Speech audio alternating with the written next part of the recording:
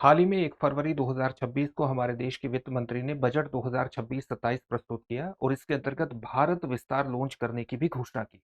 यहाँ पर विस्तार को समझना आपके लिए विशेष रूप से महत्वपूर्ण है। विस्तार की फुल फॉर्म यहाँ पर क्या है?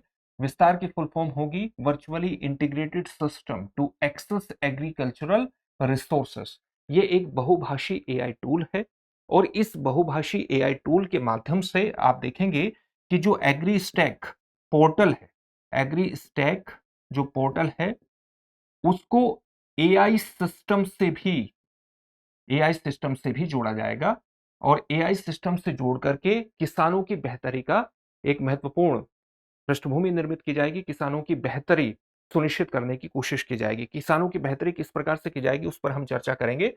हाल ही में एक महत्वपूर्ण इंटरव्यू में वित्त मंत्री ने एग्री स्टैक को, विशेष रूप से डिजिटल एग्री स्टैक को अगला यूपीआई भी बताया है। यूपीआई ने जिस प्रकार से डिजिटल पेमेंट सिस्टम में क्रांतिकारी परिवर्तन किए हैं और इसका बहुत लाभ भारत की जनता को हुआ है, उसी प्रकार से कृषि क्षेत्र में जो डिजिटल एग्री स्टैक है उसके भी महत्वपूर्ण परिवर्तन हो सकते हैं, उससे भी महत्वपूर्ण क्रांतिकारी स्थितियां उत्पन्न हो सकती हैं जिससे किसानों को लाभ होगा, किसानों की आय बढ़ाने में इसका लाभ हो सकता है। किस प्रकार से होगा उसको हम जानने की कोशिश करेंगे।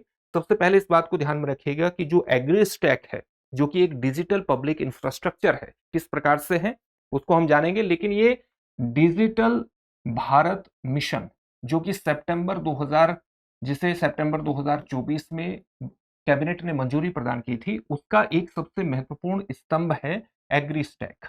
और एग्री स्टैक क्या है? एक डिजिटल पब्लिक इंफ्रास्ट्रक्चर है। डिजिटल पब्लिक इंफ्रास्ट्रक्चर है। इसमें किसान और किसान से संबंधित जो भूमि रिकॉर्ड है उसको डिजिटलाइज कर दिया जाएगा और फिर अलग अलग योजनाओं से इसे लिंक करके किसानों को लक्षित तरीके से योजनाओं से लाभान्वित किया जा सकता है। यही हमें इस पूरी वीडियो में समझना है कि किस प्रकार से किया जा सकता है। इसके तीन महत्वपूर्ण इसके अंतर्गत एग्री स्टैक के अंतर्गत तीन महत्वपूर्ण रजिस्ट्रियां तैयार की जाएंगी। वो रजिस्ट्रियां कौन सी हैं और किस प्रकार से किसानों को इसका लाभ होगा उसको हम जानेंगे। उससे पहले इस बात को ध्यान में रखिएगा कि दृष्टि संस्थान ने आपकी जीएस की तैयारी को कराने के लिए आप घर बैठकर ही जीएस की तैयारी कर सके इस बात को ध्यान में रखते हुए एक कोर्स लॉन्च किया है, GS studio foundation live online course.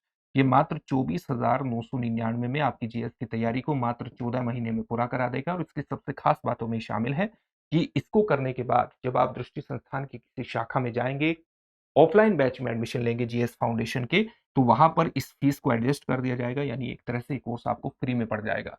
इसके संबंध में जो बैच है वो आपको हिंदी, इंग्लिश और इंग्लिश तीनों में ही उपलब्ध होंगे। इंग्लिश माध्यम का जो बैच है उसमें हिंदी और इंग्लिश दोनों में चीजें समझाई जाएंगी। नोट्स उपलब्ध होंगे इंग्लिश में। आप दृष्टि लर्निंग ऐप को डाउनलोड कर लीजिए, वहां से एडमिशन सुनिश्चित कर सकते हैं या डिस्क्रिप्शन में दिए गए लिंक पर जाकर भी आप एडमिशन ले सकते हैं, किसी भी बैच में एडमिशन ले सकते हैं। एडमिशन लेने के दौरान इस फीस में आप मैक्सिमम डिस्काउंट हासिल कर सकते हैं अगर आप मनीष कोड का इस्तेमाल करते हैं। तो मनीष कोड का इस्तेमाल करिए, मैक्सिमम डिस्काउंट लीजिए। साथ ही इस फीस को आप ईएमआई पर भी जमा करा सकते हैं। किसी भी प्रकार का डाउट हो तो 8750187501 पर कॉल कर लीजिएगा। चलिए अब हम एग्री स्टैक को समझते हैं। ये तो आप समझ गए कि ये डिजिटल भारत मिशन के अंतर्गत एक महत्वपूर्ण पिलर है, एक महत्वपूर्ण स्तंभ है। एग्री स्टैक को इस प्रकार से समझिए कि एक डिजिटल पब्लिक इंफ्रास्ट्रक्चर है। तीन रजिस्ट्रियां डिजिटल एग्री स्टैक के अंतर्गत तैयार की जाएंगी। आप ये देखेंगे कि एक रजिस्ट्री होगी जिसको हम कहते हैं फार्मर रजिस्ट्री। इसके अंतर्गत प्रत्येक फार्मर को एक यूनिक पहचान दी जाएगी, एक यूनिक फार्मर आईडी तैयार की जाएगी, जिस प्रकार से आपकी आधार संख्या तैयार की जाती है। और जब ये आधार संख्या या यूनिक फार्मर आईडी तैयार कर दी जाएगी तो राज्य के जो भूमि रिकॉर्ड्स हैं, जो पशुधन स्वामित्व संबंधी रिकॉर्ड हैं, जो जनसंख्या विवरण है, पारिवारिक विवरण है, अलग अलग योजनाएं चलाई जाती हैं, जो लाभ प्रदान किए जाते हैं, उससे इसको लिंक कर दिया जाएगा।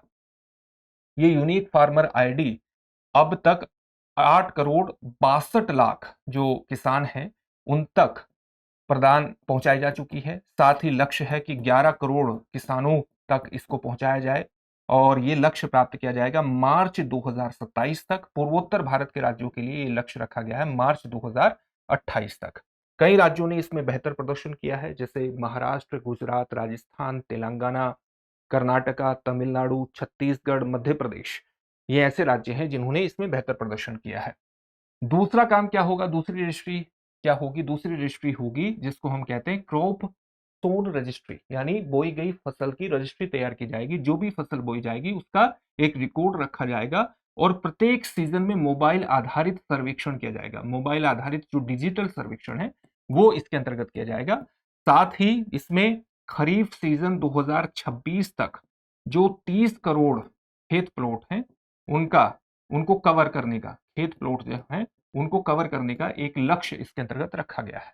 तीसरा काम क्या होगा? तीसरा काम यह होगा कि एक इसके अंतर्गत जो जियो रेफरेंस्ड विलेज मैप्स रजिस्ट्री है वो तैयार की जाएगी। इसमें क्या होगा? भूमि रिकॉर्ड का एक भौगोलिक डेटा, एक ज्योग्राफिकल डेटा तैयार किया जाएगा जिसमें अक्षांश और देशांतर स्थितियां भी रहेंगी। और इसका भी लक्ष्य यह है कि मार्च 2027 तक सभी गांवों को इसके अंतर्गत कवर कर लिया जाए। जब ये पूरा रिकॉर्ड आपके पास डिजिटल रूप में आएगा तो फिर इसको धीरे धीरे भारत सरकार की क्या योजना है कि जो डायरेक्ट बेनिफिट ट्रांसफर है, जो एमएसपी आधारित खरीद प्रणाली है, जो कृषि ऋण अलग अलग योजनाओं के माध्यम से भारत सरकार प्रदान करती है, जो अन्य सेवाएं प्रदान करती है, उर्वरक वितरण भारत सरकार करती है, या अन्य सलाहकारी जो सेवाएं प्रदान करती है, उन सभी से इसको जोड़ दिया जाएगा।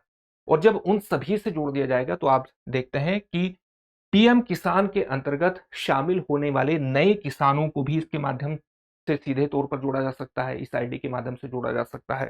साथ ही अगर कोई किसान सलाह ले रहा है और उसको बेहतर सलाह प्राप्त हो रही है तो वो कितना किसी फसल को कब बोए, कब सही स्थितियां हैं, सोइल की क्या स्थिति है, भूमि की क्या स्थिति है, कितना पानी उसको देना चाहिए, कितने बीज का उसको इस्तेमाल करना चाहिए, उसका ख्याल किस प्रकार से रखना है, इस तरह की सलाह से वो अपने उत्पादन को बढ़ा सकता है। न केवल उत्पादन को बढ़ा सकता है बल्कि अलग अलग जो योजनाएं हैं उनको भी लक्षित किसानों तक, यानी टारगेटेड रूप में किसानों तक पहुंचाया जा सकता है। इसका ओवरऑल परिणाम क्या होगा? फसलों का उत्पादन बढ़ेगा, किसानों को अलग अलग योजनाओं का लाभ मिलेगा, फसल बीमा योजना को भी इससे जोड़ दिया जाएगा, फसल बीमा से योजना का भी लाभ किसानों को लक्षित तरीके से मिल सकेगा। इससे किसानों की जो फसल है उसकी उत्पादकता में हम बढ़ोतरी कर सकते हैं और ओवरऑल किसानों की आय में बढ़ोतरी होगी। और किसानों की आय में बढ़ोतरी होगी तो भारत की एक बहुत व्यापक जनसंख्या की जीवन स्तर को उठाने में आपको मदद मिलेगी। यही है ये सारी योजना और इसीलिए इसको लागू करना बेहद इंपॉर्टेंट है। अब इससे जुड़े हुए एक प्रश्न को देखेंगे। एक प्रश्न क्या है? एग्रीस्टैक की कौन सी रजिस्ट्री फसलों का डेटा रखती है? आपके सामने ऑप्शन है farmer registry, geo map registry, crop zone registry या लैंड सर्वे रजिस्ट्री। इस प्रश्न का उत्तर कमेंट बॉक्स में कमेंट करके जरूर दीजिएगा। फिर से एक नए सेशन में आपसे मुलाकात होगी। अगर आपको हमारी वीडियो अच्छी लगती है तो इसको लाइक कीजिए, शेयर भी करते रहिए, चैनल को सब्सक्राइब जरूर कर लीजिएगा। आपका सब्सक्रिप्शन हमारे लिए एक बहुत बड़ी प्रेरणा का स्रोत होता है। धन्यवाद।